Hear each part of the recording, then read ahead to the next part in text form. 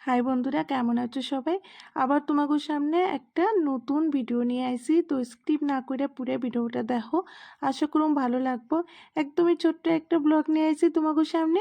তো অনেক দিন বড় ভিডিও তোমাদের সাথে শেয়ার করা হয় না, তো সময়ের জন্য কিংবা অলসতার কারণেই হোক, যেই কারণেই হোক শেয়ার করা ভিডিও হয় না না। ছাড়ার কারণে রিচ একদম ডাউন হয়ে গেছে।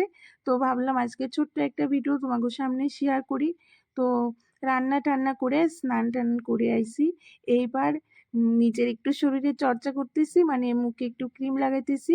তারপরে যাব ছাদে। আমাকে এই জায়গায় তো মানে দুবেলার যে কোনো একবেলা প্রচুর পরিমাণে বৃষ্টি হয়, এমনকি দুবেলায় বৃষ্টি হয়, রোজই বৃষ্টি হয়।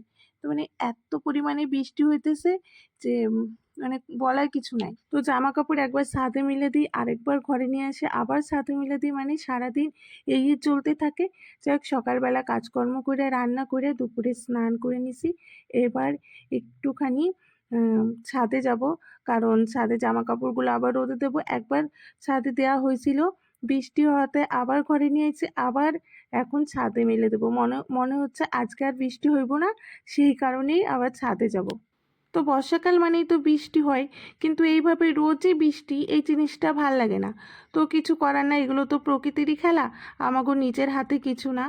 তো এইবার আমি ছাদে যাই, জামা কাপড়গুলো মেলে দিই। তো আমি এইখানে একটা গাছ বসাইছি, নীলকণ্ঠ ফুল গাছ। আমি ভাবিনি যে ফুল গাছটা হইব, বর্ষার জল পাইয়া গাছটা খুব সুন্দর হয়েছে। আর গাছটাতে কুড়িও আইছে।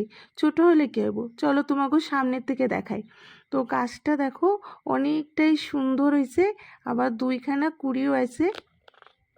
মনে হচ্ছে ফুল দুইটা কালকেই ফুটবো। তো আমার এত ভালো লাগে, নিজের হাতে বসানো গাছে যদি ফুল ফুটে খুব ভালো লাগে। এবার ঘরে আইছি, এই আসনটা সেলাই করুম। এই আসনটা কিন্তু দু তিনজন আমারে কমেন্ট করছে ফুল ভিডিও দেখানোর জন্য, মানে সম্পূর্ণ নকশাটা দেখানোর জন্য, কিন্তু আমার সময়ের অভাবে করা হয় নাই। তো ভিডিওটা এই পর্যন্তই। পাশে